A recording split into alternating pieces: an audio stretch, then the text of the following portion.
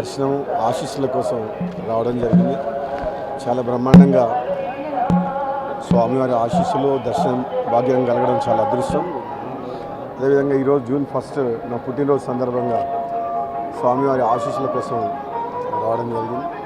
అదేవిధంగా రెండు రాష్ట్రాల తెలుగు రాష్ట్రాల ప్రజలందరూ కూడా సుఖ సంతోషాలతో ఉండాలని చెప్పి రాబోయే రోజుల్లో ఇంకో 4 రోజుల్లో ఈరోజు ఆఖరి దినం పార్లమెంట్ ఎన్నికల లాస్ట్ ఫైనల్ ఫేజ్ ఎలక్షన్స్ జరగబోతున్నాయి నా పుట్టినరోజు సందర్భంగా.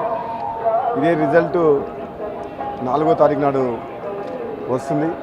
దేశ ప్రజల యొక్క భవిష్యత్తుని నిర్ణయించే ఎన్నిక దేశ ప్రజలందరూ, ముఖ్యంగా ఆంధ్రప్రదేశ్ రాష్ట్ర ప్రజలు రెండవసారి ఇక్కడ వైఎస్ఆర్ ప్రభుత్వానికి ఓటేస్తారా, మార్పు కోరుకుంటారా అనేది ఎంతో ఉత్కంఠతోటి ఇక్కడ ఈ ఆంధ్రప్రదేశ్ రాష్ట్ర ప్రజలు కూడా ఇప్పటివరకు ఏ సర్వేలో కూడా ఎక్కడ కూడా బయట పడటం లేదు. మొట్టమొదటిసారి అనుకుంటా ప్రజల నాడి తెలవలేదు ఆంధ్రప్రదేశ్లో. తెలంగాణలో బహుశా బీజేపీ కాంగ్రెస్ మధ్యన హోరాహోరీ జరిగింది.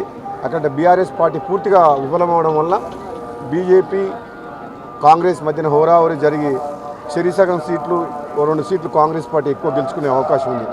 10 నుంచి 10 సీట్లు గెలుచుకునే అవకాశం ఉంది. తప్పకుండా భువనగిరి పార్లమెంటు నియోజకవర్గంలో కూడా కాంగ్రెస్ పార్టీ అభ్యర్థి చామల కిరణ్ కుమార్ రెడ్డి స్వామివారి వెంకటేశ్వర స్వామి ఆశీస్సులతోటి నేను పార్లమెంట్ ఇన్ఛార్జ్గా ఉన్న నెల రోజులు చాలా కష్టపడ్డాం.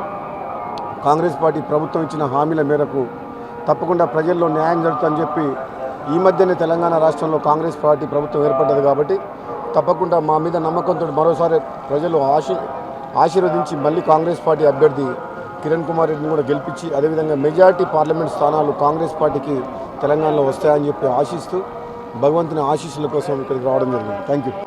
సెంటర్లో కూడా ఈసారి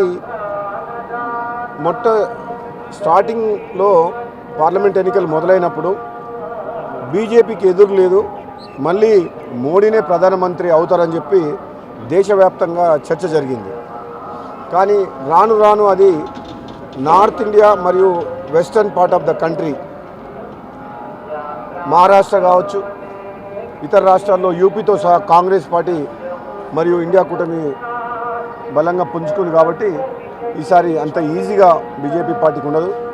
రాబోయే రోజుల్లో 4వ తారీఖు నాడు ప్రజలు ఇచ్చిన తీర్పు తప్పకుండా భవిష్యత్తు నిర్ణయించే ఎన్నిక కాబట్టి తప్పకుండా మంచి నిర్ణయమే ప్రజలు మంచి తీర్పు ఇస్తారని చెప్పి నేను అనుకుంటాను. Thank you. మరిన్ని వీడియోస్ కోసం ఛానల్ ని సబ్స్క్రైబ్ చేయండి. లేటెస్ట్ అప్డేట్స్ కోసం వాట్సాప్ ఛానల్ ని ఫాలో చేయండి. అండ్ లింక్ డిస్క్రిప్షన్ లో ఉంది.